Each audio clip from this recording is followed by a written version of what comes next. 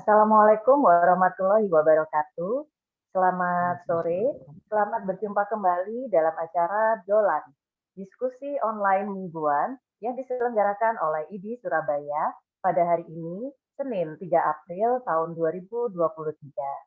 Syukur Alhamdulillah, acara Dolan pada hari ini telah mencapai seri yang ke-21, yang secara konsisten setiap hari Senin selalu mengetengahkan topik-topik yang menarik dengan menghadirkan pakar-pakar di bidangnya.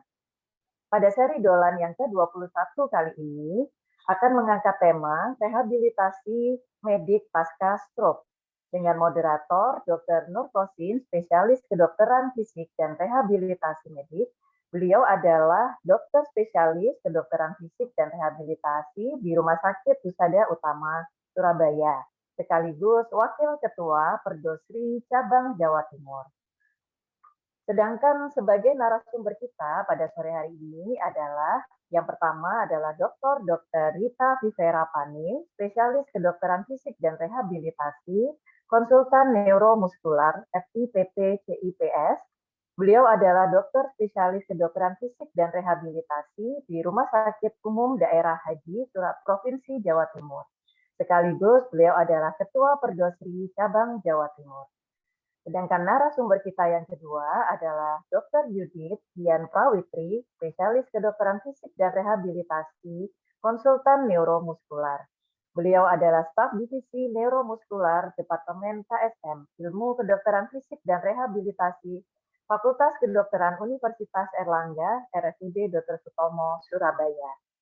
Hadirin yang berbahagia peserta webinar Dolan pada sore hari ini, biasanya sebelum kita memulai acara Dolan, Dr. Brahmana Askandar selaku Ketua IDI Cabang Surabaya akan memberikan sambutan. Namun pada sore hari ini beliau berhalangan karena sedang bertugas pelayanan yang tidak dapat ditinggalkan.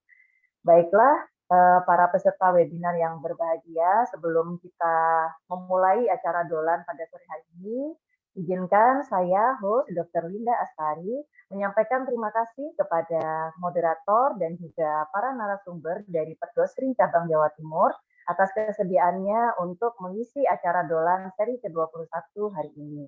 Baiklah, tanpa berlama-lama lagi, saya serahkan kepada Dr. Nur Kosin, spesialis kedokteran fisik dan rehabilitasi selaku moderator untuk memimpin jalannya acara Dolan kita pada sore hari ini. Kami persilahkan Dr. Nur Kosin. Terima kasih. Ya, Assalamualaikum warahmatullahi wabarakatuh.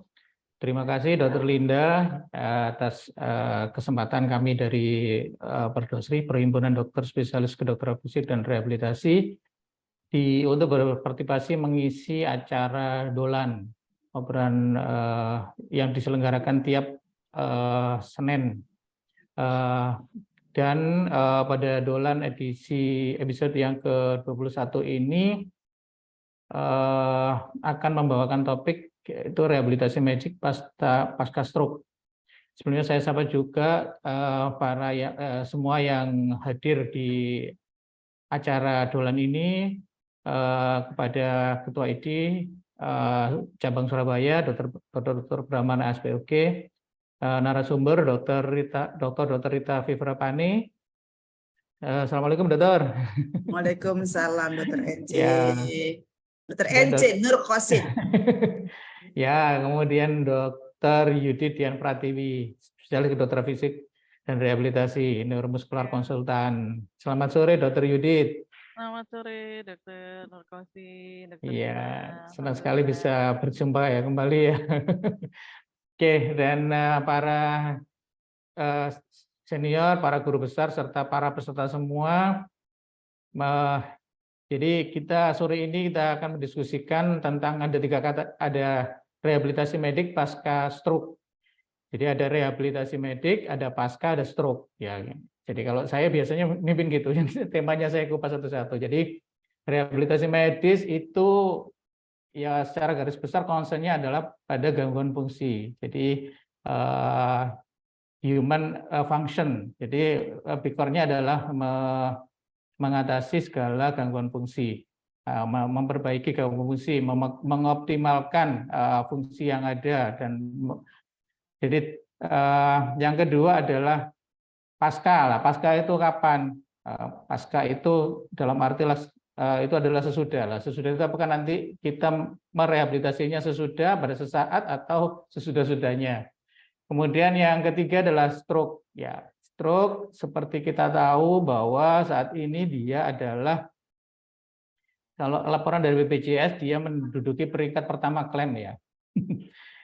Kemudian dia merupakan penyebab kematian ketiga di Indonesia. Kemudian juga stroke ini merupakan penyebab kecacatan atau gangguan fungsi terbesar kedua di dunia. Jadi betapa penyakit stroke ini itu perlu kita mendapat perhatian ya, karena dia merupakan penyebab gangguan fungsi atau kecacatan terbesar kedua di dunia. Dan bagaimana rehabilitasi medisnya atau yang concern-nya itu mencegah atau mengoptimalkan kecacatan yang terjadi akibat suatu penyakit nanti yang berperan pada kasus stroke ini. Dan telah hadir Dr. Rita. Mungkin Dr. Rita bisa menerangkan mungkin bagaimana program rehabilitasi medik dan kapan program rehabilitasi medik itu diberikan pada pasien-pasien stroke. Monggo Dr. Rita, waktu saya serahkan. Terima kasih Dr. NC. Bismillahirrahmanirrahim. Assalamualaikum warahmatullahi wabarakatuh.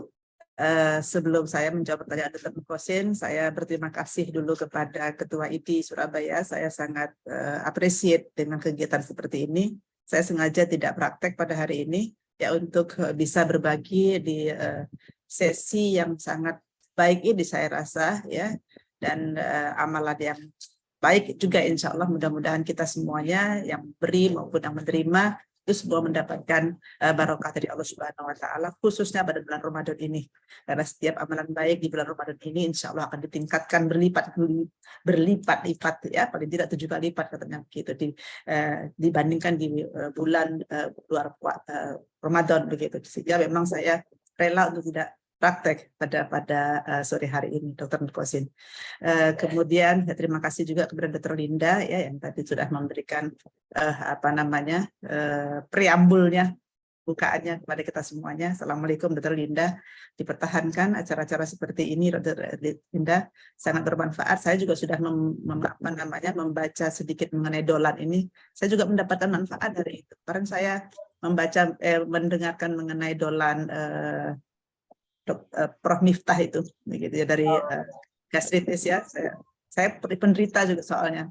Saya merasa bermanfaat setelah mendengarkan kuliah itu. Mudah-mudahan pada hari ini pun teman-teman bisa mendapatkan manfaat daripada apa yang kita sampaikan.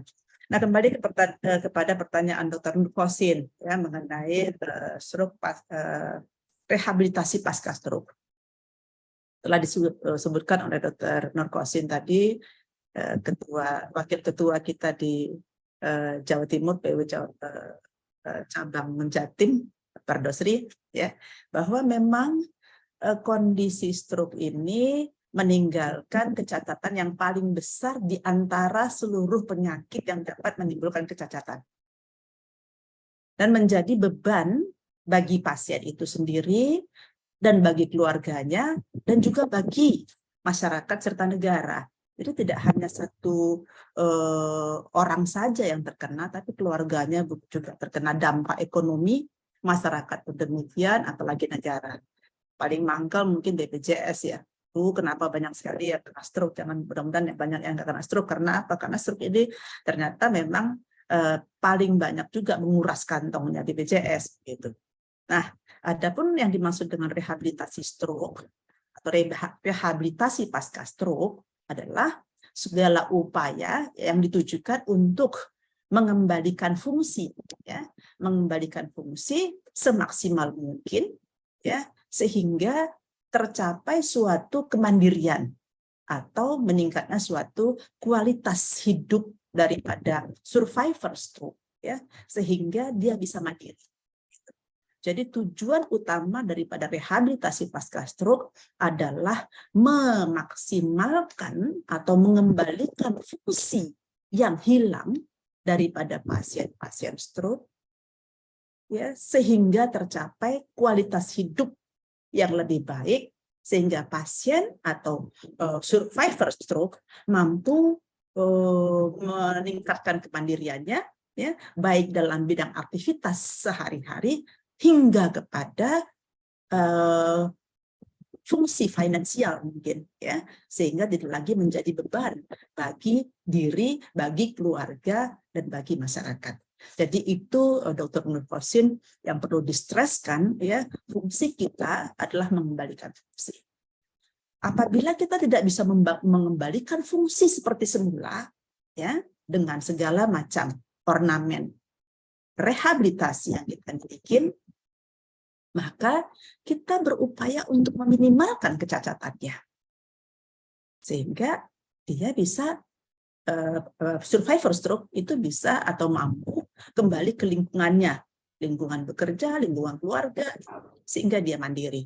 Atau kalau sudah notok, kita sudah rehabilitasi selama 6 bulan misalnya, ya, dia mencapai suatu derajat fungsional tertentu, tidak lagi bisa naik. Nah, kita tujuannya adalah memaksimalkan apa yang masih tersisa pada dia, fungsinya tentu saja. Dan pada saat inilah, ya, kita yang berada di rumah sakit atau PPK 2, PPK 3, ya, itu mengembalikan kembali survivor stroke ini untuk mendapatkan perawatan pada PPK 1, sehingga tidak terjadi komplikasi akibat stroke-nya yang ada. Nah, saya rasa begitu Dr. Nur Kosin. Nanti kalau saya terlalu panjang lebar menerangkan, ngantuk ini di suasana puasa yang masih 3 jam lagi baru berbuka, ya. Ya, mudah-mudahan mendapatkan poinnya, ya. Ya dok, jadi ya sebagaimana kita ketahui ya dok ya, jadi banyak gangguan fungsi yang diakibatkan oleh stroke ya. Ada gangguan komunikasi, gangguan fungsi luhur, gangguan menelan, gangguan miksi, gangguan berjalan dan sebagainya, dok. Dan itu tentunya perlu dibenarkan atau jangan sampai menjadi benar-benar gangguan fungsi. Nah, jadi itu yang mungkin perlu Nah, ini tadi yang belum dijawab tadi itu kapan kira-kira kita mulai itu gangguan rehabilitasi pada pasien stroke ini, dok? Pada dasarnya kita memulai rehabilitasi pasca stroke itu as soon as possible, ASAP gitu. Bahkan pada fase akut kita sudah mulai masuk di situ. Di fase-fase stroke ini menjadi sangat penting bagi kami yang di ilmu kedokteran fisik dan rehabilitasi, ya, di mana setiap fase pendekatan intervensi rehabilitasinya berbeda. Kita membagi fase daripada pasca stroke itu atau fase stroke itu menjadi 3, yaitu fase akut, kemudian fase subakut, dan fase kronik. Pada fase akut, ya, umumnya pasien atau penderita stroke itu masih berada dalam perawatan rumah sakit, di mana DPJP utamanya adalah spesialis neurologis. Nah, kita sudah masuk pada fase akut itu sebagai DPJP untuk menangani masalah kemungkinan daripada gangguan fungsinya. Apa tujuan ilmu kedokteran fisik dan rehabilitasi atau tujuan daripada spesialis ilmu kedokteran fisik dan rehabilitasi pada fase akut daripada stroke? Tujuannya, ya, tujuan intervensinya adalah mencegah komplikasi dari imobilisasi lama. Karena selama pasien ini mengalami stroke, itu pastinya pasien tirah baring. Nah, tirah baring ini jangan sampai membuat pasien satu mengalami masalah akibat tirah baring. Nanti mungkin lebih lanjut kita akan berbicara tirah baring, komplikasi daripada tirah baring lama itu apa sih, begitu. Karena 2 hari saja kita tidak bergerak, itu sudah macam-macam yang akan timbul sebagai side effect daripada tirah baring lama. Ya. Yang kedua adalah intervensi agar tidak terjadi secondary stroke. Jadi sering sekali pasien-pasien yang kena stroke, ya, di mana dia mungkin ekstremitas atau motoriknya itu masih bagus, ya, masih bagus, artinya masih fungsional di atas 3, itu kepingin segera bergerak, ke kamar mandi karena dia tidak nyaman ya pakai kateter atau pakai dower kateter, sehingga dia jalan ya ke kamar mandi ya tanpa sepengetahuan tenaga medis atau dokter yang merawatnya. Nah, ini berbahaya. Karena apa? Kalau dalam kondisi yang tidak stabil ya, di mana fase akut itu dikonotasikan sebagai stroke yang masih belum stabil ya, itu bisa terjadi secondary stroke. Inilah dua fungsi kita ya, atau dua intervensi kita, bagaimana supaya satu, tidak terjadi komplikasi akibat tirah baring lama, akibat karena stroke-nya dia harus tirah baring, dan kemudian mencegah terjadinya secondary stroke. Nah, sedangkan setelah fase subakut, yaitu fase di mana pasien sudah stabil, fase stabil sini artinya adalah fase di mana hemodinamik stabil. Hemodinamik itu ukurannya adalah blood pressure, kemudian pulse, respiratory rate, ya, temperature, kemudian saturasi. Ya. Jadi hemodinamiknya stabil, kemudian neurologisnya stabil, kemudian penyakit-penyakit penyertanya, komorbidnya juga stabil. Nah, maka dia masuk ke dalam fase subakut. Itu bisa beberapa hari sampai beberapa minggu. Ya, umumnya tidak lebih dari 2 minggu. Tapi bisa 3 hari atau 4 hari. Begitu pasien ini stabil hemodinamiknya, stabil neurologisnya, stabil kondisi komorbidnya, dia kemudian masuk pada fase subakut. Nah, pada fase subakut inilah sebenarnya fungsi rehab sangat diharapkan.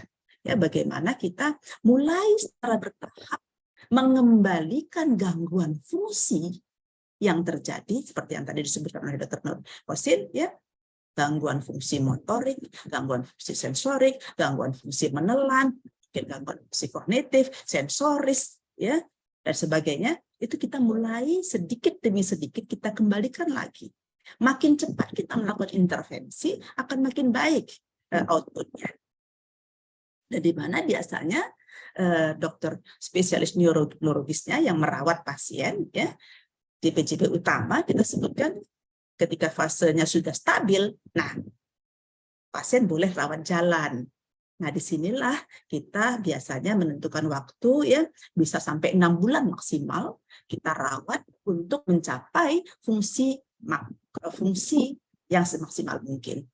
Setelah itu dia masuk ke fase kronis, ya, setelah 6 bulan, ya, sehingga di mana tujuan pada fase kronis, ya, adalah untuk mencegah agar tidak terjadi komplikasi akibat stroke-nya.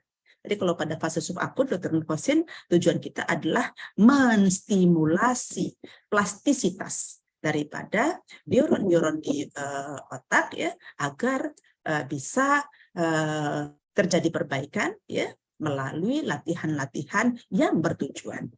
Jadi itu Dr. Norkosin fase-fase daripada stroke yang perlu kita ingat, yang sangat perlu bagi siapapun juga untuk menentukan rehabilitasinya.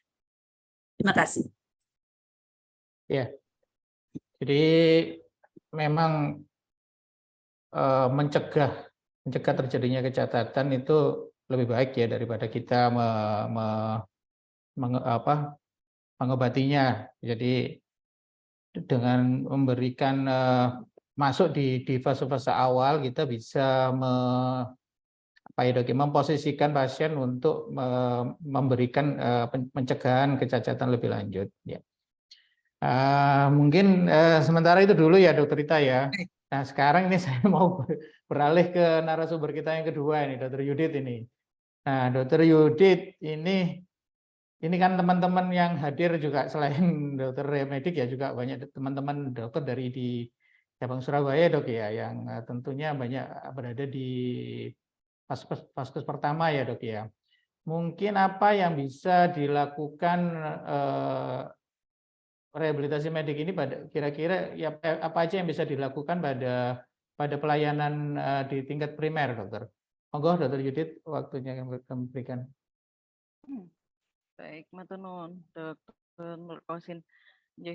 Jadi seperti yang sudah disebutkan sebelumnya adalah fungsi rehabilitasi medik tujuannya adalah untuk mengembalikan fungsi yang seoptimal mungkin ya. Jadi seoptimal mungkin sesuai dengan pasien ini mengalami stroke, kemudian mendapatkan penanganan medis, apakah itu dalam fase akut kemudian dalam fase subakutnya. Tentunya di dalam hal ini dokter umum ya mungkin ya yang masih di dalam Vaskes tingkat 1 dalam hal ini bisa di puskesmas, di klinik ataupun kliniknya bisa jadi hanya rawat jalan atau rawat inap ya. Jadi seperti yang sudah dijelaskan oleh Dokter Rita, mungkin kita melihat dulu begitu. Apakah pasien ini stroke-nya ini masih pada fase akut di mana neurologisnya masih belum stabil, kemudian ada faktor hemodinamik, tentunya semua itu harus diatasi terlebih dahulu.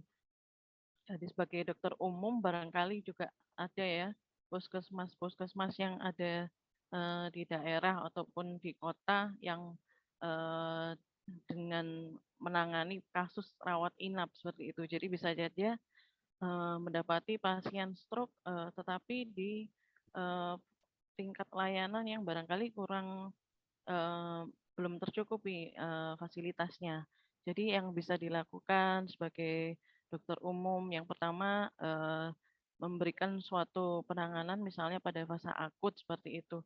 Bagaimana caranya kita memberikan suatu, mobilisasi ya secara bertahap, kita sesuaikan dengan, kondisi klinis dari pasiennya. Kalau misalnya pasien ada gangguan kesadaran, kemudian ada kelemahan begitu, tentunya dengan gangguan kesadaran mungkin terutama untuk, pasien-pasien yang stroke-nya hemoragik ya, kita bisa didapatkan pasien hemoragik itu seringkali dengan, gangguan kesadaran. Untuk pencegahan komplikasi, tentunya kita mencoba untuk memobilisasi, sedapat mungkin, mungkin, dalam waktu yang, sekejap dalam fase akutnya kita bisa memberikan mobilisasi secara pasif terlebih dahulu, seperti itu. Misalnya melakukan, tilting atau turning dari pasien, miring ke kanan ataupun miring kiri bergantian terjadwal, misalnya setiap 2 jam sekali. Kemudian karena ada gangguan kesadaran misalnya, nah kita kalau melakukan tirah baring lama seperti dikatakan Dokter Rita, dalam waktu 2 kali 24 jam sudah bisa muncul suatu komplikasi. Jadi di samping menambah memperbaiki perfusi ke jaringan otak, juga mencegah terjadinya komplikasi mobilisasi lama ya. Jadi boleh pasien ini dikondisikan mobilisasi pasif dulu, misalnya dari posisi baring kita tingkatkan head and trunk up seperti itu bertahap. Kemudian bila pasien kondisinya sudah lebih baik, kesadaran membaik, kemudian neurologis stabil dan eh, dengan metabolik yang lain, misalnya sistem metaboliknya juga sudah terkontrol dari tensinya, kemudian gula darahnya mungkin ya dengan diabetes gitu.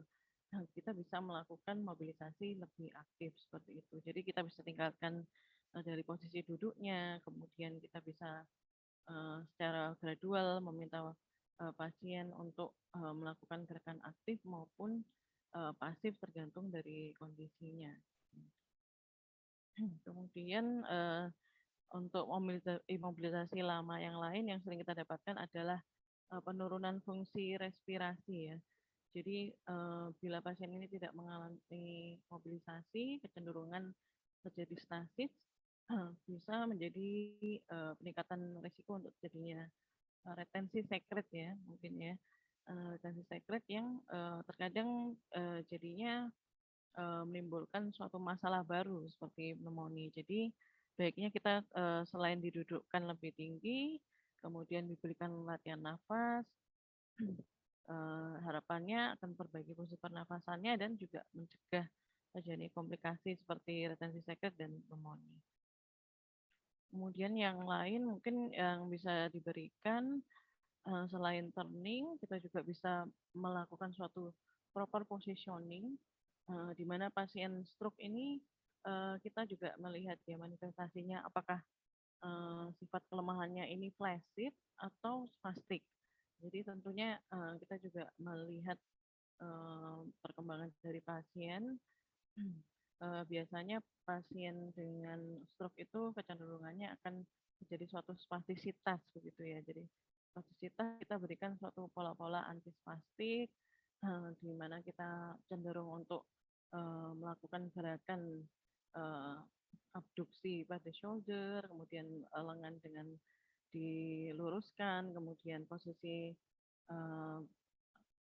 jari dan tangan ini jangan sampai menekuk seperti itu, karena hal ini harus kita jaga supaya pada saat pemulihan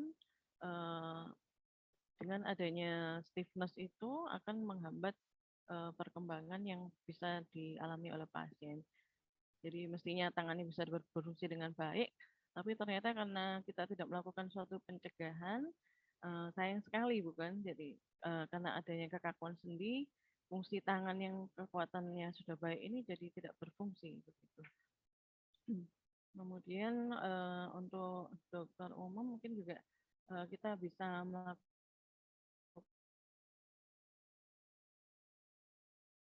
asesmen ya, kalau memang tersebut belum terdapat pelayanan rehabilitasi, tentunya kita bisa memberikan suatu arahan-arahan bagaimana melakukan suatu exercise atau latihan-latihan yang sederhana pada pasien stroke gitu. Jadi pada prinsipnya suatu pencegahan kekakuan sendi, semua gerakan ini bisa dilakukan, apakah itu sifatnya aktif secara mandiri dilakukan oleh pasien atau dengan bantuan. Nah, dengan bantuan ini bisa kita bagi juga.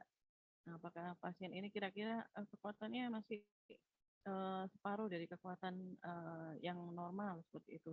Jadi mungkin untuk sementara waktu bisa melakukan gerakan-gerakan dari ekstremitas seperti mengangkat bahu dan mengangkat lengannya dengan dibantu oleh sisi ekstremitas atau sisi tubuhnya yang masih sehat.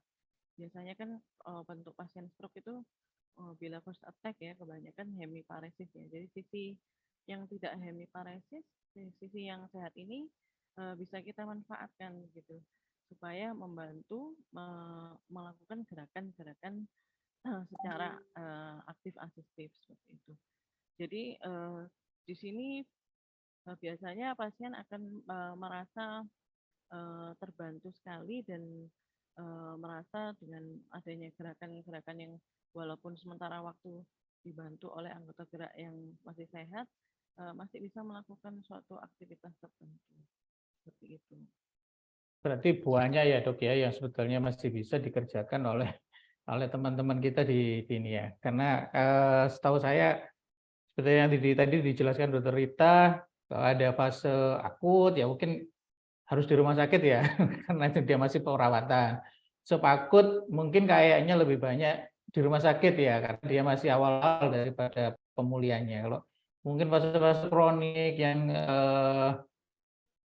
ini dok ya, fase kronik yang dengan gangguan fungsi yang apa ya, yang agak menetap, mungkin bisa ya dok ya, apa namanya ada kolaborasi dengan dokter-dokter di rumah sakit, apa-apa latihan atau program-program yang bisa dijalankan di fase pertama, mungkin gitu ya dok ya.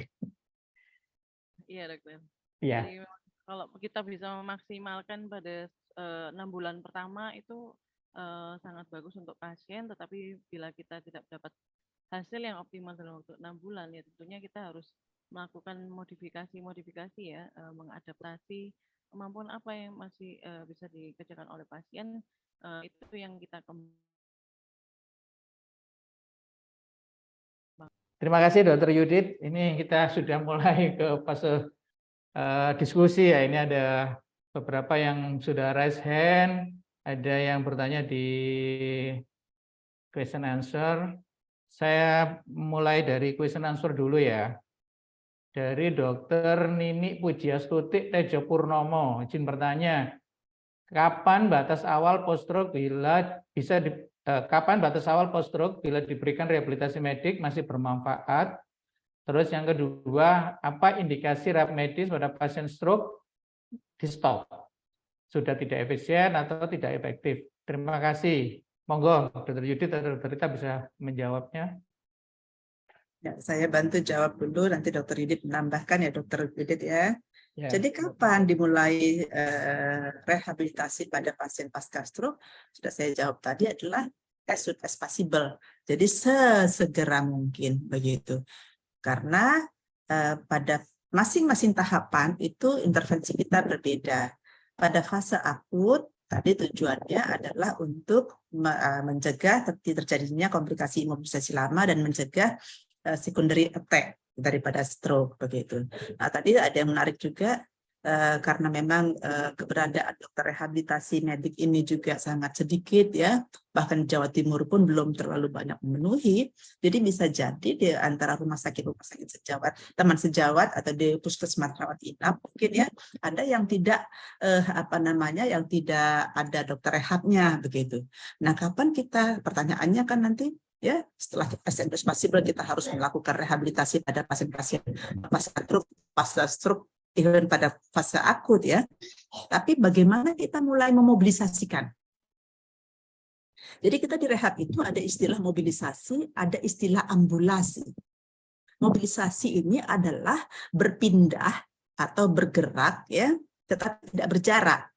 Misalnya begini, mobilisasi aktif ya, dia dari posisi berbaring kemudian ke posisi duduk, itu mobilisasi namanya. Dari duduk ke berdiri itu namanya mobilisasi ya, atau dari supine position ke prone position itu namanya mobilisasi. Tapi kalau yang disebut dengan ambulasi itu adalah sudah ada jaraknya, itu berpindah dari satu tempat ke tempat yang lain. Jadi istilah mobilisasi dan ambulasi penting sekali di sini. Nah, kapan pasien pasca stroke, misalnya pada fase akut, fase dini, kita mulai mobilisasi. Nah, kita memiliki konsensus. Konsensus itu adalah kesepakatan, ya, yaitu konsensus untuk stroke pasca rehab, stroke pada rehab pasca akut. Nah, kita menggunakan parameter hemodinamik maupun neurologis, yaitu kita mulai melakukan mobilisasi aktif pada pasien-pasien pasca stroke pada fase akut apabila ya blood pressure-nya misalnya ya di antara sistoliknya, ini perlu mungkin bagi teman sejawat yang merawat di mana tidak ada dokter rehabnya ya, kadang-kadang dokter neurologinya juga tidak ada ya di rumah sakit tertentu. Nah, itu blood pressure-nya, sistoliknya harus di bawah 200 pada kondisi stroke infark. Diastoliknya di bawah 110. Dan MAP-nya di bawah 130. Ya, jadi sistolik maupun diastolik tidak bisa berdiri sendiri. Dia harus dilihat juga MAP-nya. Jadi apabila MAP di bawah 130, kemudian diastoliknya di bawah 110, kemudian sistoliknya di bawah 200, pada stroke infark kita boleh mulai memobilisasikan aktif. Atau kita lihat juga RR-nya, respiratory rate-nya. Apabila respiratory rate-nya masih di atas 20, artinya pasiennya ada sesak, maka tidak boleh dilakukan mobilisasi aktif. Nah, kemudian pulse-nya pun demikian. Ya, apabila di atas 120, maka kita pending dulu untuk mobilisasi aktif. Tapi kita bisa melakukan mobilisasi pasif loh ya. Aktif itu artinya adalah dia bergerak dengan kemauannya sendiri. Dari tadi posisi tidur ke duduk, begitu ya. Tapi kalau misalnya kita dudukkan pasien dengan bersandar, itu namanya pasif. Nah, itu saturasi. Saturasi apabila di bawah 92, jangan dilakukan mobilisasi aktif, begitu. Kapan kita mulai boleh melakukan mobilisasi aktif? Apabila salah satu saturasinya adalah di atas 95. Apabila dia antara 92 sampai 95 masih boleh mobilisasi aktif apabila kita berikan oksigen. Jadi itu adalah rambu-rambu kapan kita mulai melakukan mobilisasi aktif pada fase yang akut, begitu. Nah, pada kasus bleeding kita melakukan mobilisasi aktif ketika blood pressure-nya di bawah 180 sistolik, kemudian diastolik di bawah 110, dan MAP-nya di bawah 120. itu barulah kita boleh meminta pasien untuk melakukan mobilisasi aktif. Karena mobilisasi ini penting banget ya, mobilisasi dini itu penting banget begitu. Tapi tetap kita harus memperhatikan konsensus tadi. Kemudian begitu juga dengan RR harus di bawah 20, kemudian nadi harus di bawah 120 begitu ya. Nah, temperatur juga kalau dia 38 itu sebaiknya jangan mobilisasi aktif dulu. Tapi mobilisasi pasif yes begitu. Jadi itu adalah rambu-rambu kapan kita mulai melakukan mobilisasi aktif pada pasien yang stroke atau CVA pada fase akut. Nah, kemudian tadi ditanyakan juga oleh Dokter Nini, ya, kapan kita mengakhirinya? Begitu. Ini penting sekali begitu.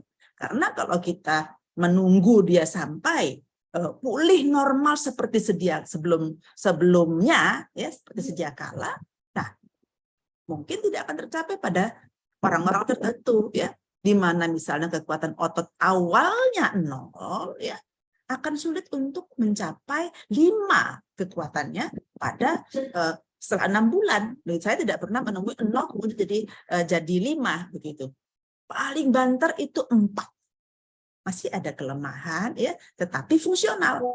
Sehingga kita menilai MMT, minimal muscle test, atau menilai kekuatan otot itu ya pada kasus stroke itu dibagi menjadi 3. 0 ekstrim ya, 0 tidak bisa bergerak sama sekali, tidak ada kontraksi sama sekali. Kemudian non fungsional dan fungsional. Fungsional itu apabila kekuatan ototnya di atas 3 ke atas, di mana dia mampu melakukan aktif movement. Sedangkan non fungsional kita katakan bahwa dia tidak mampu melakukan gerakan aktif 1-2 begitu. Nah, ini penting sekali. Untuk apa? Untuk lebih mudah untuk melakukan nanti prognosis. Kalau dia awalnya MMT-nya atau muscle strength-nya 0, maka kita tidak memprediksi atau tidak membuat suatu prognosa bahwa nanti dia bisa 5 kekuatan ototnya atau bisa fungsional begitu. Tetapi kalau dia awalnya itu non fungsional, kita bisa berharap fungsional nanti, ya, dengan stimulasi ya yang akan merangsang neuroplastisitas. Nah, kalau dia fungsional, ya dia pasti bisa kita prognosis, ibu bisa fungsional kembali kekuatan ototnya begitu. Namun kita tidak hanya menilai otot by otot, tetapi kita menilai fungsi yang kita toolnya berbeda juga, yaitu fungsi dia secara keseluruhan yang kita sebut dengan kebutuhan fungsional dasar, kemampuan fungsional dasar. Apa itu kemampuan fungsional dasar? Yaitu kemampuan dia untuk mengurus dirinya sendiri. Apakah lari maraton termasuk fungsional dasar? Tidak kan? Begitu.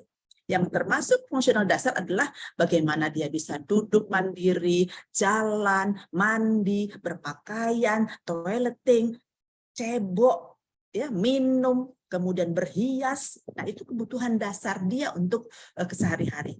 Nah, target kita adalah paling tidak dia mampu melakukan itu. Walaupun tadi Dokter Yuda tadi mengatakan bahwa walaupun ya dia mengalihkan dengan menggunakan tangan yang lain gitu. Jadi kita dalam menilai fungsi tidak hanya otot by otot, kemudian sendi by sendi, sensorik by sensorik, tidak, keseluruhan, yaitu fungsi yang kita adjust. Jadi fungsi ADL, aktivitas daily living atau AKS, aktivitas kegiatan sehari-hari yang kita gunakan standarnya yang paling gampang yaitu Bartel Index ya. Ada FIM, ada yang macam-macam itu, tapi kita gunakan aja Bartel Index. Nah, ada 10 itu ya. Kalau dia sudah bisa mencapai Bartel Index, maka kita katakan bahwa dia sudah mencapai kebutuhan aktivitas yang paling dasar dari seorang manusia. Kemudian kapan kita stop? Nah, kita stop tergantung tadi kan, kembali lagi dia kondisi fungsionalnya bagaimana, ADL-nya bagaimana, di sensorisnya bagaimana, balance-nya bagaimana, kognitifnya bagaimana, kemampuan bicaranya bagaimana. Nah, semua itu akan bisa meramu kemungkinan output daripada pasien. Dan kemudian kapan dia berhenti? Maksimal biasanya kita melakukan rehabilitasi medik sampai 6 bulan begitu. Ya, 6 bulan karena apa? Kita berharap neuroplastisitas itu bisa ya terjadi sampai 6 bulan, walaupun dalam beberapa jurnal dikatakan bisa sampai 1 tahun ke depan begitu. Cuma memang ya menurut grafik 1 bulan pertama dia naik seperti ini ya, drastis begitu kemampuan fungsionalnya atau perbaikan daripada neurologisnya, neuronnya itu meningkat. Kemudian setelah 1 bulan kedua, 3 bulan dia mulai landai. Nah, kemudian setelah 3 bulan ke 6 bulan dia lebih landai lagi. Setelah 1 tahun dari posisi 6 bulan dia hampir flat begitu. Sehingga kita ambil suatu konsensus kapan kita lakukan stopping untuk rehabilitasi adalah 6 bulan maksimal begitu. Kemudian setelahnya kita kembalikan kepada sejawat di PPK 1 untuk apa tujuannya? 1, jangan sampai masalah fungsi atau kemampuan fungsi yang dia punya itu turun lagi. Yang kedua, jangan sampai dia terjadi komplikasi akibat stroke-nya. Dan yang ketiga, yang paling penting adalah jangan sampai terjadi stroke ulang. Begitu. Bagaimana supaya tidak terjadi stroke ulang? Ya kita perbaikin atau kita kontrol komorbid daripada pasien itu. Pada umumnya pasien-pasien dengan stroke tidak ada yang tanpa komorbid. Jarang sekali. Begitu. Terima kasih Dr. Qasim. Itu yang bisa saya jawab. Mungkin nanti dibantu oleh Dr. Yudit ya. Ya memang variasi ya Dok ya, kasus per kasus. Jadi ada juga itu mungkin secara neuroplastisitas sudah membaik, cuman dia penyulit yang mungkin belum teratasi sebelumnya itu juga bisa mengganggu gangguan fungsinya. Mungkin dari Dr. Yudit mungkin ada menambah atau Dr. Yudit sebentar Dr. Yudit, saya tadi ada pertanyaan ini untuk mencegah derajat penurunan fungsi dari Dr. Dwi Yulianto ya, untuk mencegah derajat penurunan fungsi sebagai PPK tingkat 1. Apa yang bisa dilakukan oleh kami yang tidak mempunyai tenaga fisioterapi? Apakah hanya melihat perkembangan saja atau bagaimana? Mungkin Dr. Yudit bisa menambah Dr. Rita sekaligus menjawab pertanyaan ini. Monggo Dr. Yudit. Baik, Dr. Qasim, Dr. Nuhun. Ya, sebetulnya memang pada fase subakut ini kita mengharapkan pemulihan yang optimal ya Dok ya. Jadi sesuai dengan derajat keparahan stroke-nya, kemudian faktor risikonya, apakah sudah teratasi atau belum. Hal ini semua akan mempengaruhi perbaikan gitu ya. Kemudian setelah 6 bulan bagaimana gitu ya. Tentunya hasilnya tidak bisa optimal. Mungkin kalau pasiennya bisa kita edukasi dengan baik, itu kita berikan pilihan begitu ya. Apakah mau nunggu jadinya perbaikan yang hasilnya persentase yang sangat kecil ini, atau mencoba mengoptimalkan sisi tubuh yang masih sehat. Misalnya kelemahan ya, yang paling sering diderita oleh pasien stroke itu kan kelemahan.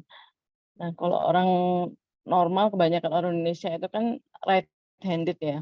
Jadi apa-apa lebih banyak dominasi dengan tangan kanan. Nah, suatu ketika pasiennya ini terjadi hemiplegi kanan. Dan mungkin waktu itu kita prediksi bahwa prognosisnya kurang baik. Artinya dalam rehabilitasi itu masih kita upayakan suatu kondisi di mana anggota sisi kiri tubuhnya ini dapat kita maksimalkan gitu. Jadi apa yang sebelumnya tidak terbiasa melakukan aktivitas dengan tangan kiri, dengan terapi okupasi, maka akan dilatih untuk melakukan aktivitas-aktivitas dengan tangan kanan sehingga pasien ini dapat mencapai kemandiriannya gitu. Kemudian sampai kapan ya saya setuju dengan Dr. Rita ya. Jadi memang ada golden period-nya. Kemudian setelah itu kita kembalikan ke pasien apakah kalau memang kurang efektif kita tingkatkan fungsi dari anggota gerak yang sebelumnya tidak dominan seperti itu. Ibaratnya kalau kita orang normal ya, pengen bisa main piano, bisa main gitar. Itu kan aslinya kita sama sekali tidak punya kemampuan sama sekali ya. Ternyata dengan belajar dan belajar dengan rutin dan tekun, akhirnya kita punya kemampuan yang baru seperti itu. Jadi neuroplastisitas masih bisa diharapkan, tetapi mungkin mengoptimalkan sisi tubuh yang masih sehat seperti itu.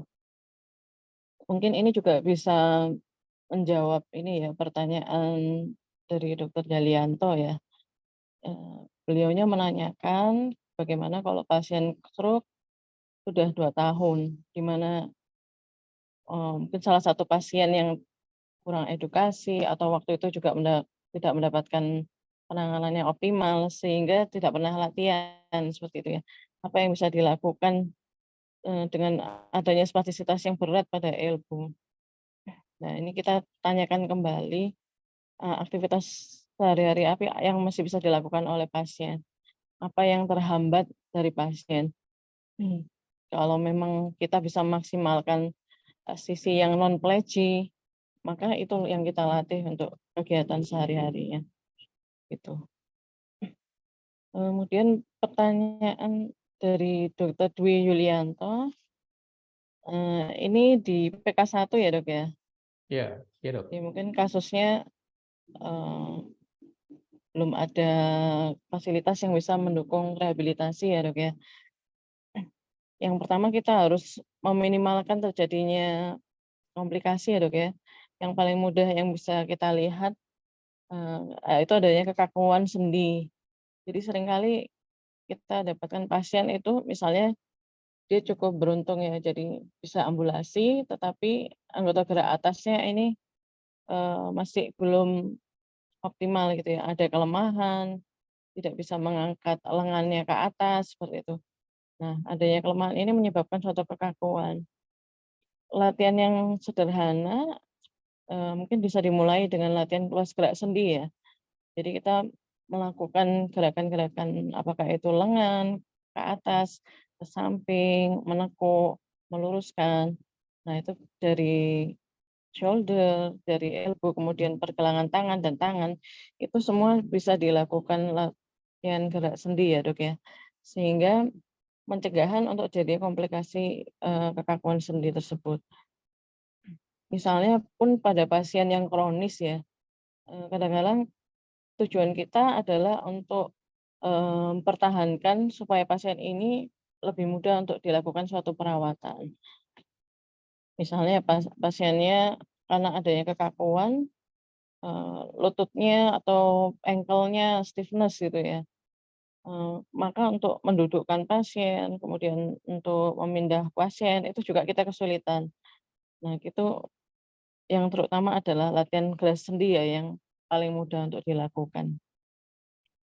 Mungkin ada tambahan dari Dokter Rita untuk dalam hal ini, Dok. Iya. Ya, jadi memang variasi sekali ya, banyak dari hanya walaupun sequel stroke itu sangat variasi ya dok ya. Jadi tailor made apa yang kita temui kadang-kadang itu sudah perbaikan, cuman karena dia dari awal-awal tidak dilatih, spastisitasnya muncul ternyata mengganggu perbaikannya. Untuk yang terakhir ya, ini kita kasih kesempatan yang sudah raise hand, Dr. Suroso Kartosuyoso. Monggo dok. Dr. Suroso. Monggo dokter. Tidak ada? Nggak jadi? Nggak jadi. Nggak Sudah jadi. terjawab berarti. Sudah kejawab semua ya. Ya. Dr. Kosin mungkin saya nambahkan tadi Ya dok, monggo dok. pertanyaan yang ada di kolom chat ya, question and answer ya, itu untuk Dr. Jalianto MD ini ya. Nah, ada dua tahun tidak pernah rehab sama sekali, terjadi spastisitas yang parah ya. Nah, kalau dua tahun itu tidak hanya spastisitas saya rasa yang sudah terjadi apabila tidak direhab ya, tapi sudah kontraktur dok begitu. Namun kalau misalnya apa beda kontraktur dan spastik dan dan stiffness ya. Nah, kalau kontraktur itu memang secara aktif maupun pasif ketika kita lakukan pemeriksaan luas gerak sendi dia nggak nambah. Nah, segitu itu begitu. Jadi kalau misalnya dia mau ingin dia kembali normal luas gerak sendinya, ya terpaksa dia harus dikonsulkan ke ortopedi ya untuk melakukan lengthening pada apa namanya sendinya begitu ya. Tetapi kalau misalnya spastisitas yang menimbulkan kontraktur itu tidak menimbulkan masalah apa-apa, ya udah enggak apa-apa. Nah, tujuan kita adalah ketika dia spastik kemudian terjadi kontraktur adalah bagaimana supaya hygiene-nya bagus, ya. Kalau di elbow ya bagaimana supaya dia tidak berjamur ya, karena kondisi apa namanya synergic pattern yang seperti ini, jadi pola synergic pattern kita sebut ya, ada elbow kan seperti ini nih, lagi nih, begitu ya. Nah, itu biasanya adalah masalah hygiene. Jadi bagaimana kita pastikan hygiene-nya bagus. Yang kedua biasanya masalahnya adalah masalah nyeri ya.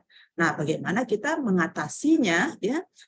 Mungkin diperlukan yang lebih interventif ya. Selain dengan obat-obatan, kita bisa memberikan obat-obatan apa namanya lioresal ya, obat minum, atau kita bisa memberikan injeksi botox ya untuk mengurangi spastisitasnya begitu. Kalau misalnya spastisitasnya menimbulkan nyeri. Jadi problemnya apa dulu? Apa yang dia inginkan dari tangannya yang sudah kontraktur selama 2 tahun tidak diapa-apakan itu, begitu dok. Jadi kebutuhannya apa? Jadi kita by request aja. Kenapa kalau misalnya begini, aku ingin lurus lagi. Loh, udah kontraktur seperti ini, ya kalau mau lurus lagi dengan alasan kosmetik misalnya, ya dia harus di lengthening atau dirilis ya oleh ortopedik. Tapi soal sakit dok, begitu. Oke, kita bisa memberikan anti apa namanya spasme ya, bisa dengan obat minum ya lioresal ya 10 mg 2 kali satu dalam sehari ya. Itu biasanya dalam waktu 2 minggu tuh berkurang dia spastisnya ya. Atau kita langsung berikan injeksi botox pada otot-otot yang dia mengalami spastisitas. Nah, itu untuk Dr. Zalianto. Berikutnya pertanyaan dari Dr. Abdul Haris ya, itu mengenai apa namanya tadi konsensus. Ya, namanya konsensus ini kesepakatan aja dok ya. Kita bagi tadi menjadi konsensus untuk CVA trombotik atau infak dan CVA bleeding begitu. Nah, tidak hanya kita melihat satu-satu, yaitu apa namanya, kalau di sini kan kalau kita lihat untuk bleeding ya, ini memenuhi untuk mobilisasi aktif.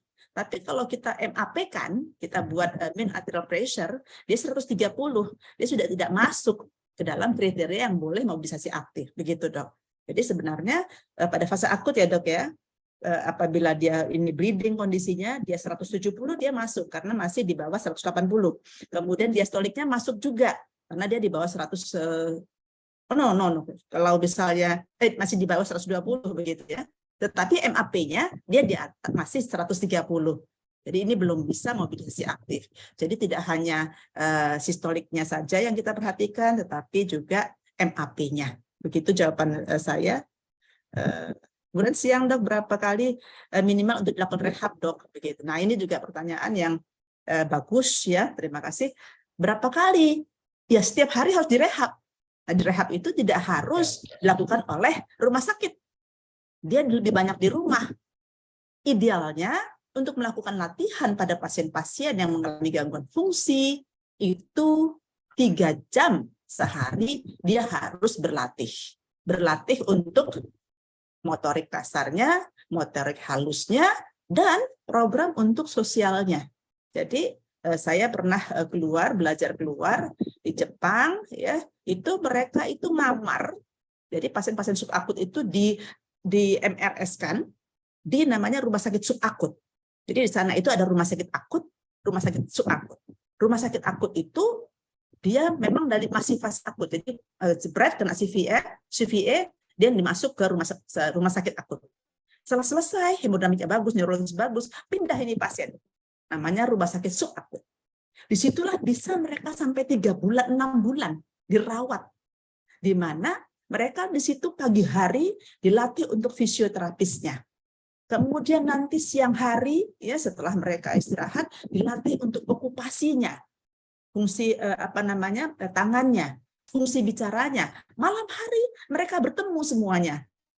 bersosialisasi, mereka di situ bernyanyi, mereka bersendang gurau di antara semuanya. Jadi dan itu semuanya ditanggung oleh insurance begitu. Nah, kita di Indonesia ya kita harus menyesuaikan diri.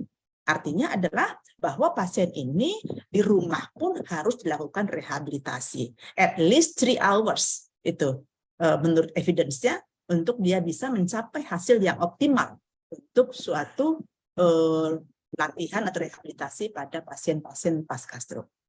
Terima kasih Dr. Kosin, itu yang bisa saya tambahkan.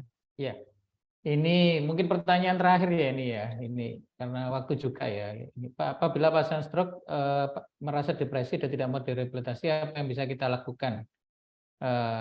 Itu mungkin Dr. Yudit bisa menjawab. Ini banyak juga yang kita alami ya, terutama di fase-fase awal itu ya. Dr. Yudit.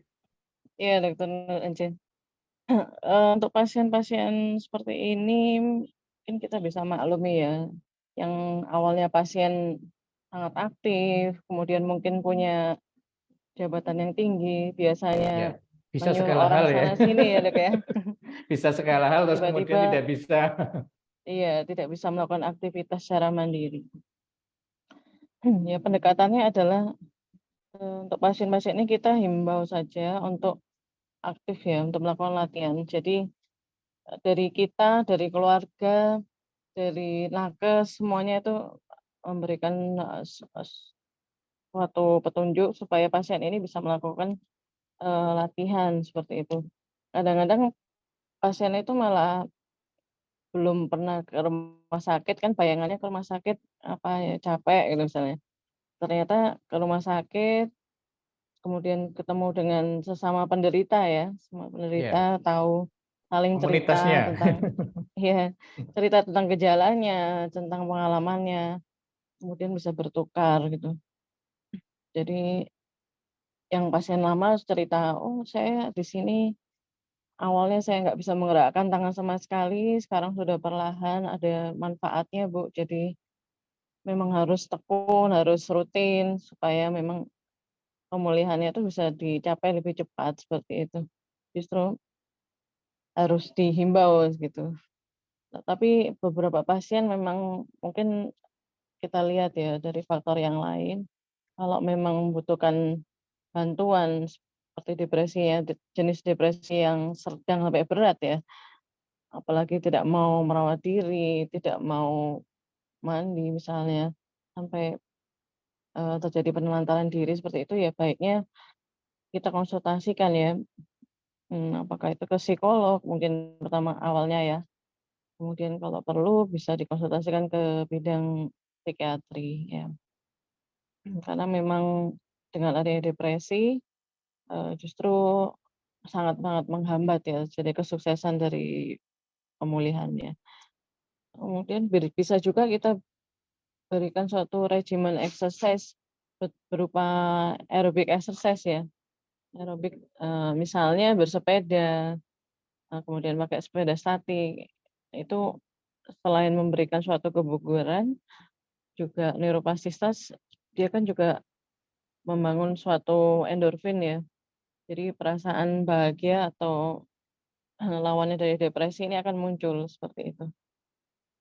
Mungkin Ya. itu yang bisa saya tambahkan, Dr. Renci. Ya, salah satu manfaat dari olahraga ya Dok ya. Jadi untuk memperbaiki fungsi mental. Iya betul Dok. Ya, diskusi yang sangat menarik sekali dari kedua narasumber. Tapi akhir waktulah yang yang harus menghentikan diskusi yang menarik ini. Saya ucapkan terima kasih Dr. Rita Fibrepane atas kehadirannya di Dolan kali ini. Terima kasih sama-sama dokter. Ya, Dr. Yudi dan Pratiwi juga terima kasih. Tak terasa para hadirin yang mengikuti Dolan ini waktu juga yang memisahkan kita. Waktu saya kembalikan ke Dr. Linda. Monggo Dr. Linda. Terima kasih Dr. Nur Kosin. Ya, demikian tadi telah kita ikuti bersama Dolan seri ke-21 yang mengangkat topik rehabilitasi medik pasca stroke. Kami dari ID Surabaya menyampaikan apresiasi yang sebesar-besarnya kepada moderator Dr. Nur Kosin, kemudian juga dua narasumber kita pada sore hari ini, Dr. Rita Fibrepane dan juga Dr. Yudit Dian Prawitri, yang telah berkenan untuk berbagi ilmunya pada sore hari ini. Semoga apa yang disampaikan oleh kedua narasumber kita dan juga moderator dapat bermanfaat bagi para sejawat sekalian. Kami mohon maaf apabila dalam penyelenggaraan Dolan seri ke-21 ini terdapat kekurangan. Sampai berjumpa kembali pada Dolan seri berikutnya, Senin minggu depan. Jangan lewatkan pada pukul 15 sampai 16 waktu Indonesia Barat. Saya, Dr. Linda Astari, selaku host pada sore hari ini, mohon undur diri. Terima kasih atas perhatiannya. Wassalamualaikum warahmatullahi wabarakatuh. Waalaikumsalam warahmatullahi wabarakatuh.